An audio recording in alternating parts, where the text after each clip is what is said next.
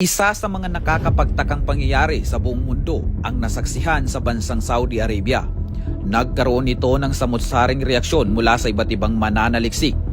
Nakakatakot at ito raw ang isa sa mga senyales na palapit na ng palapit ang paggunaw ng mundo.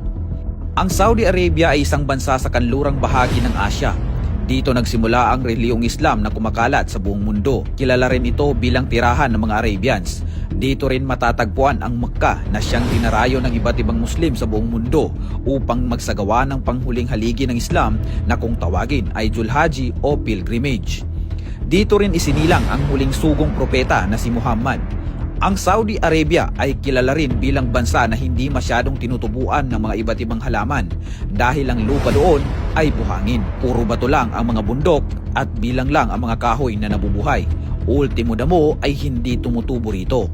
Bihira lang din ang pag-ulan. Pero sa hindi inaasahang pagkakataon, noong huling linggo ng Disyembre, nagkaroon ng pag-ulan sa Saudi Arabia. Ito ay isa sa mga hinihintay ng mga tao dito dahil ika nga nila ito ay blessings dahil bibihira lang ang pag-ulan sa bansang ito. Ang magandang pagbuhos ng ulan ay isa sa mga bihira lang masaksihan sa bansang ito. Kaya lubos ang tuwa ng mga iilang bumisita sa Mecca dahil nasaksihan nila ang ganitong klaseng pangyayari.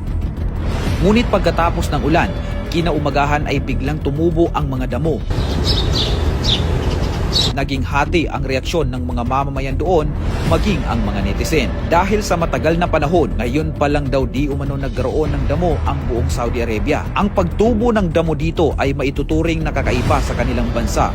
Maraming natuwa dahil sa kauna-unahang pagkakataon ay nasaksihan ang pagtubo ng damo sa paligid at kabundukan. Bagay na ikinatuwa ng nakakarami. Ngunit ang katuwaang ito sa isang dako ay may dalang panganib. Ayon sa mga Islamic religious group at iilang may mga matataas na pinag-aralan sa Islam, nakasaad daw sa banal na kasulatan ng Quran o Hadith na ang paghukom o ang paggunaw ng mundo ay palapit na ng palapit.